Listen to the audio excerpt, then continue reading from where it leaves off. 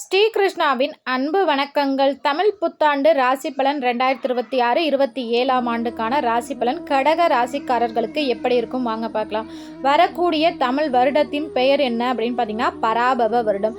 தமிழ் வருடங்களில் 60 வருடங்களில் இது 40வது வருடமாக வருகின்றது. இந்த வருடத்தின் ராஜாவாக குரு பகவான் வருகிறார்.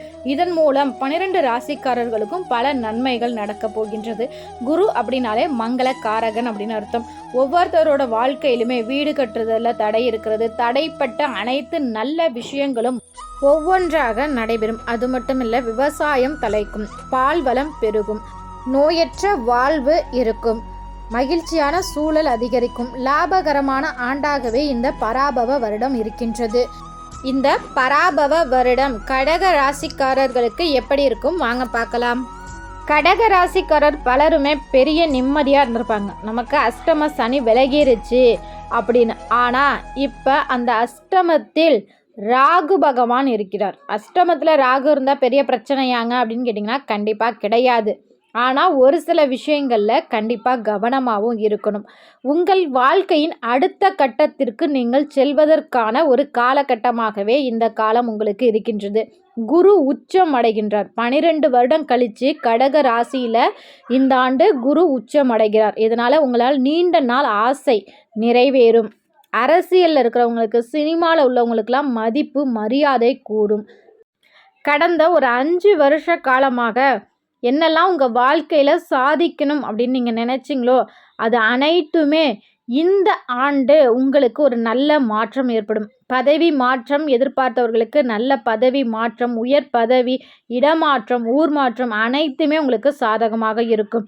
ஆனால் இது அனைத்துமே உங்களுக்கு நல்ல விஷயமா நடக்கணும் அப்படின்னா கட்டாயம் இந்த ஒரு விஷயத்தில் நீங்கள் கவனமாக இருந்தே ஆக வேண்டும். ஏன்னா அஷ்டமத்தில் ராகு வருகிறார். ராகு பகவான் என்ன செய்கிறார் அப்படின்னு பார்த்தீங்கன்னா, ஒரு நல்ல ஒரு நந்தவனத்தில் நீங்கள் இருக்கீங்க. அதில் ஃபுல்லாக பழங்கள் இருக்குது. அனைத்து பழங்களுமே உங்களுக்கு தான் அப்படிங்கிறப்ப அதெல்லாம் நினச்சி அப்பா இவ்வளோது நமக்கா அப்படின்னு சந்தோஷமாக இருக்கும்போது திடீர்னு ஒரு புயல் வரும். அனைத்துமே போயிடும். என்னங்க சொல்ல வரீங்க அப்படின்னு கேட்டிங்கன்னா, நிறைய உங்கள் கண்ணு முன்னாடி இருக்கும். ஆனால் அதை சமயோக புத்தியின் மூலம் சாதித்து கொள்வது உங்கள் கையில் தான் இருக்குது. வேலை செய்யும் இடத்தில் வாக்குவாதங்கள் வரும். அதை தவிர்ப்பது நல்லது.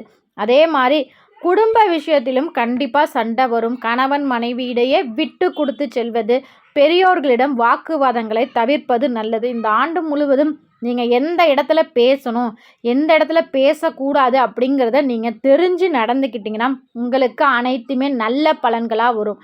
ஏன்னா இந்த விஷயத்தை நான் சொன்னது தான், நிறைய விஷயங்கள் உங்களுக்கு கிடைக்கிற மாதிரி இருக்கும். உங்கள் வாயாலே எல்லாமே வீணாக போயிடும். அதனால் நீங்கள் பேசும்போது நிதானம் கட்டாயம் அவசியம். அது மட்டும் இல்லை, உங்களுக்கு கொஞ்சம் கஷ்டம் வரதான் செய்யறதுனால இந்த ஆண்டு முழுவதுமே உங்கள் குலதெய்வ வழிபாடு மற்றும் நீர்நிலைகளுக்கு பக்கத்தில் இருக்கும் முருகன் கோவில் வழிபாடு இது அனைத்துமே நீங்கள் தொடர்ந்து செய்ய வேண்டும். இந்த ஆண்டு மன அழுத்தம் இருக்கக்கூடாது.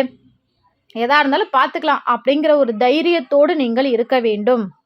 கடகராசி பெண்களுக்கு எப்படி இருக்கும்? கடகராசி பெண்களுக்கு நல்ல முன்னேற்றம் கிடைக்கும். அரசு மூலம் அனுகூலம் ஏற்படும். கடகராசிக்காரர்களுக்கே இந்த ஆண்டே ஒரு நேர்மையான விஷயங்களை நீங்கள் அரசு மூலியமாக ஏதாவது உதவிகள் எதிர்பார்த்தீங்க அப்படின்னா அந்த கண்டிப்பாக அரசு சார்ந்த விஷயங்கள் உங்களுக்கு நன்மையாக முடியும். கடகராசி மாணவர்களுக்கு விளையாடும் போது கவனம் வேண்டும். படிப்பில் எந்த அளவுக்கு நீங்கள் கவனமாக எந்த அளவுக்கு முயற்சி செய்கிறீர்களோ அந்த அளவுக்கு நல்ல மதிப்பெண்களை தாராளமாக எடுக்கலாம். அது மட்டும் இல்லை, கடகராசிக்காரர்களுக்கு இந்த மாதம் அசையும் அசையா சொத்து சேர்க்கை ஏற்படும். இந்த ஆண்டு மேலும் ஒரு நல்ல விஷயம் என்ன அப்படின்னு பார்த்தீங்கன்னா, நீங்கள் ஒவ்வொரு பௌர்ணமிக்கும் சந்திர பகவானை பார்த்து வழிபாடு செய்வது, கிரிவலம் செல்வது இது அனைத்துமே உங்களுக்கு மேலும் பல நல்ல விஷயங்களை உங்கள் வாழ்க்கைக்கு ஏற்படுத்தும். ஆன்மீகத்தில் உங்களுக்கு மதிப்பும் மரியாதையும் கூடும். உங்கள் தகுதிக்கு நல்ல பாராட்டும் கிடைக்கும். கண்டிப்பாக இந்த வீடியோ பார்க்குற கடகராசிக்காரர்கள் உங்கள் வீட்டில் இருந்தாலும் சரி, இல்லை நீங்களே கடகராசியாக இருந்தாலும் உங்களுக்கு பிடித்த சிவன் கோவில் எது அப்படிங்கிறத மறக்காமல் எங்களோட கமெண்ட் செக்ஷனில் ஷேர் பண்ணிக்கோங்க. ஒவ்வொரு பௌர்ணமி என்றும் ஒரு 10 நிமிஷம் சந்திர பகவானை நல்லா உற்று நோக்குங்க. அதுவே உங்களுக்கு அந்த மாதம் முழுவதுமே ரொம்ப சிறப்பாக இருக்கும். சந்திரனை நீங்கள் பார்க்க அது முழு பௌர்ணமியை நீங்கள் பார்க்க உங்கள் வாழ்க்கையில் பல நல்ல விஷயங்கள் தொடர்ந்து நடந்து கொண்டே இருக்கும்.